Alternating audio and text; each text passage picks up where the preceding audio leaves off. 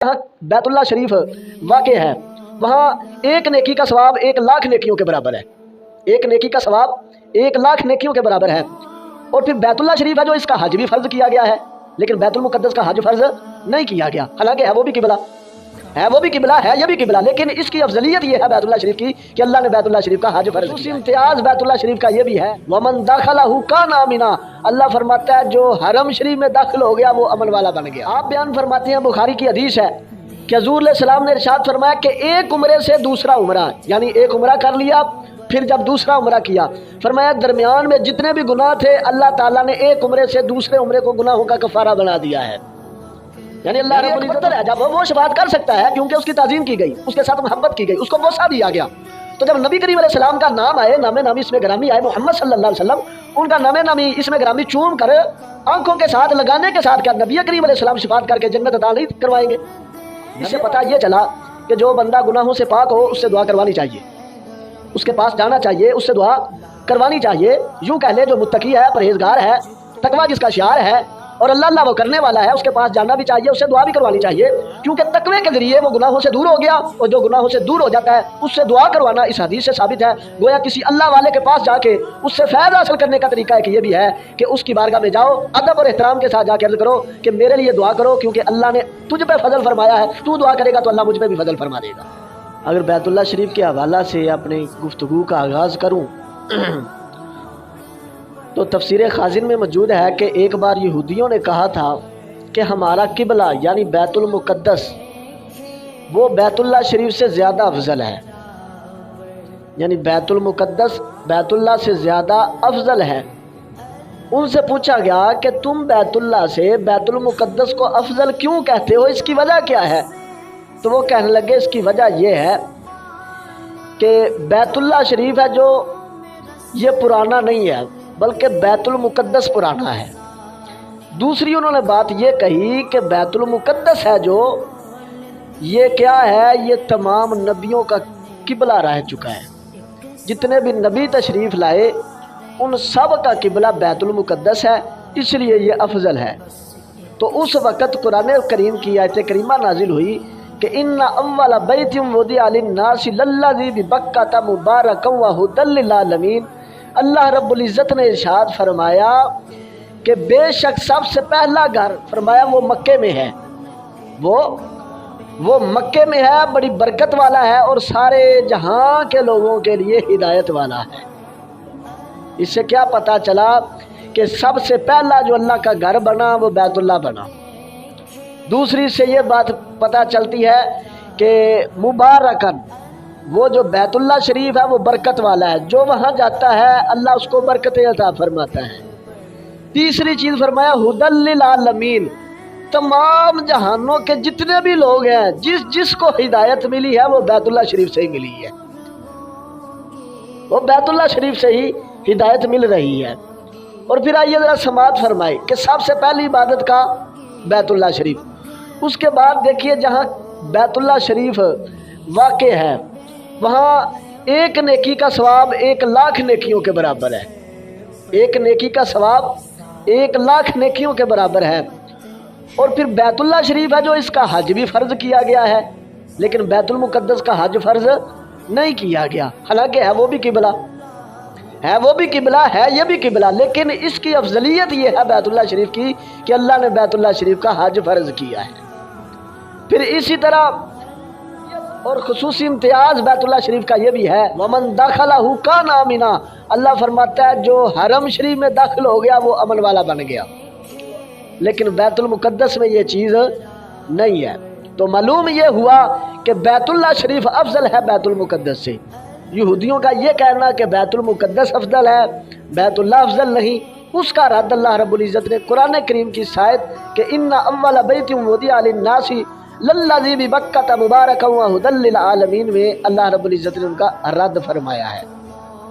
اور جہاں تک تعلق ہے حج کی فضیلت کا تو اس کی بڑی فضیلت بیان کی گئی ہے، حتیٰ کہ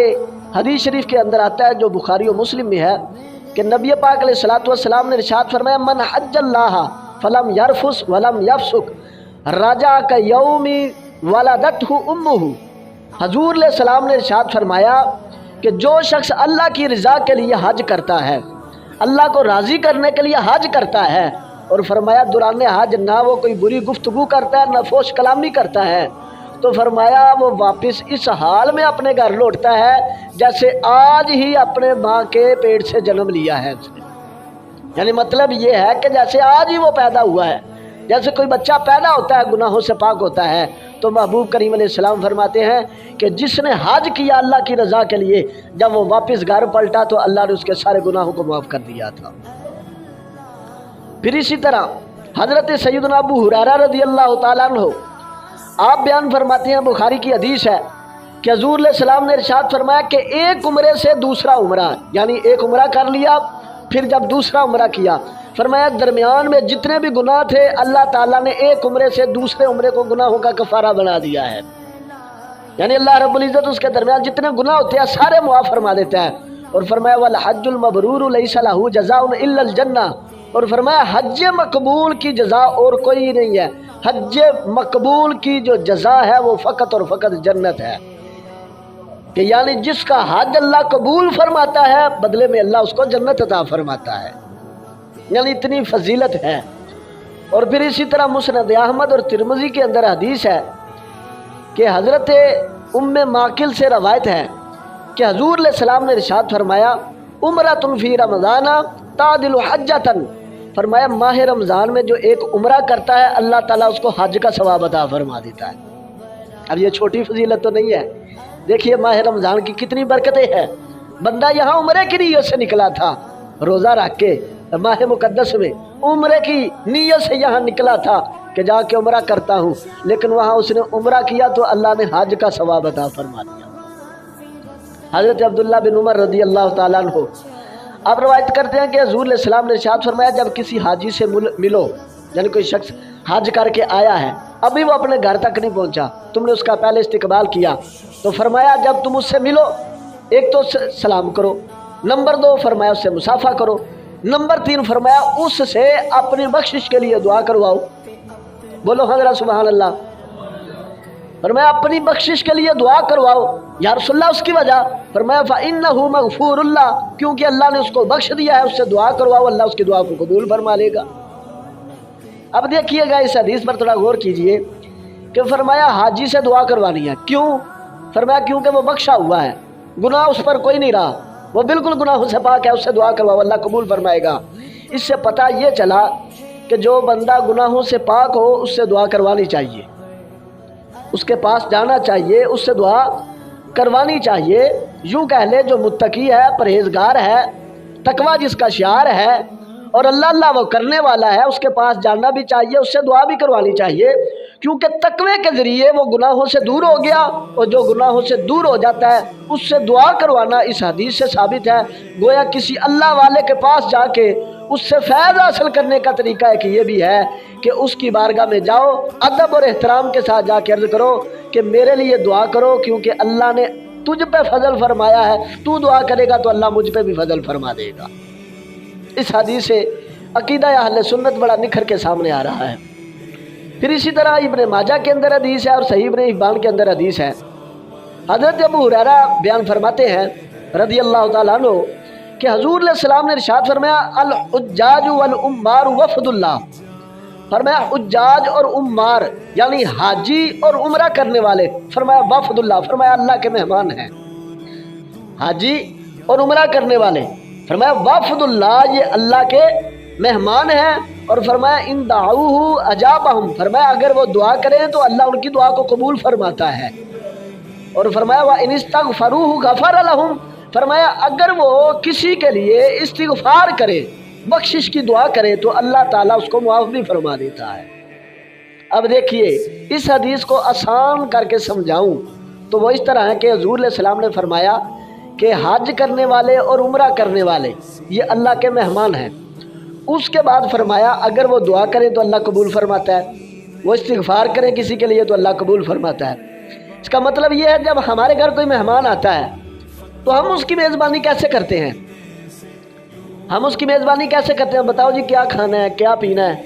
پھر اس نے جو کھانا ہوتا ہے، جو پینا ہوتا ہے، جس چیز کا وہ اظہار کرتا ہے ہم لا کے اس کے سامنے رکھ دیتے ہیں، اور اسی کا نام میزبانی ہے۔ تو بالکل اسی طرح حج کرنے والا اور عمرہ کرنے والا اللہ کے گھر میں مہمان بن کے گیا ہے، تو اللہ فرماتا ہے کہ اے حاجی، اے عمرہ کرنے والے، آج میرے گھر میں آیا ہے، آج میرے گھر میں آیا ہے، بتا کیا مانگتا ہے، جو مانگے گا میں تجھ کو عطا کروں گا۔ یعنی یہ جو حج کرنے والے دوست ہیں اور عمرہ کرنے والے دوست ہیں، اللہ تعالیٰ ان کے ساتھ مہمانوں والا رویہ فرماتا ہے۔ آخری حدیث پڑھتے ہیں کہ حضرت ابن عباس رضی اللہ تعالیٰ سے روایت ہے کہ حضور علیہ السلام نے ارشاد فرمایا، حجر اسود، یعنی حجر اسود کے متعلق حضور علیہ السلام نے ارشاد فرمایا کہ اللہ کی قسم ہے جس کے قبضہ قدرت میں میری جان ہے کہ اللہ حجر اسود کو قیامت کے دن اس حال میں اٹھائے گا، یعنی اس طرح حجر اسود کو اٹھائے گا، لہو عینان یبصر بہما، کہ حجر اسود کی دو آنکھیں ہوں گی جس سے وہ دیکھے گا، وَلِسَانٌ يَنطِقُ بِهِ، اور اللہ حجر اسود کو زبان عطا فرمائے گا جس سے وہ بولے گا، اور فرمایا یشہد علی من استلمہ بحق، فرمایا جس نے اسے حق کے ساتھ چوما، استلام کیا، فرمایا اس کی شفاعت کرے گا، اس کی گواہی دے کر اس کو جنت کے اندر لے جائے گا۔ حجر اسود کیا ہے؟ ایک پتھر ہے۔ حجر اسود ایک پتھر ہے، اور پتھر کو تعظیم کے ساتھ چومو، تعظیم کے ساتھ اس کا بوسہ لو، تو وہ کیا کرتا ہے؟ شفاعت کر کے جنت میں لے جاتا ہے۔ تو جب اپنے نبی پر تعظیم کے ساتھ درود پڑھو گے تو کیا نبی جنت میں نہیں لے کر جائیں گے؟ یعنی ایک پتھر ہے، جب وہ شفاعت کر سکتا ہے کیونکہ اس کی تعظیم کی گئی، اس کے ساتھ محبت کی گئی، اس کو بوسہ دیا گیا، تو جب نبی کریم علیہ السلام کا نام آئے، نام نامی اس میں گرامی آئے، محمد صلی اللہ علیہ وسلم، ان کا نام نامی اس میں گرامی چوم کر آنکھوں کے ساتھ لگانے کے ساتھ کیا نبی کریم علیہ السلام شفاعت کر کے جنت عطا نہیں کروائیں گے؟ نبی پاک علیہ السلام جنت نہیں دلوائیں گے؟ پتہ چلا ضرور اگر حجر اسود کو بوسہ دینے کے ساتھ جنت مل سکتی ہے تو نبی پاک علیہ السلام کے نام نامی اس میں گرامی آنے پر نبی کریم علیہ السلام کے نام کو تعظیم کے ساتھ چوم کر آنکھوں کے ساتھ لگانے سے بھی اللہ جنت عطا فرما سکتا ہے۔ لیکن جو دوست احباب ان باتوں سے خفا ہوتے ہیں، ان کے بارے میں میرے امام نے فرمایا تھا کہ سر سوئے روزہ جھکا پھر تجھ کو گیا، دل تھا ساجد نج دیا پھر تجھ کو کیا، اور فرماتے ہیں بیٹھتے اٹھتے مدد کے واسطے یا رسول اللہ کہا پھر تجھ کو کیا، فرماتے ہیں تیری دوزخ تھے تو کچھ چھینا نہیں۔ اعلیٰ حضرت کا انداز تکلم دیکھیا، فرماتے ہیں تیری دوزخ تھے تو کچھ چھینا نہیں، خلد میں پہنچا رضا پھر تجھ کو گیا۔ اعلیٰ فرماتے ہیں تو جہنم میں جاتا ہے تو جا، میں نے تیری جہنم سے کیا لینا ہے، مجھے تو رسول اللہ کا صدقہ اللہ جنت عطا فرمائے گا۔ دعا ہے خالق کائنات ہم سب کو عقیدہ اہل سنت پہ ہی زندگی اور موت عطا فرمائے۔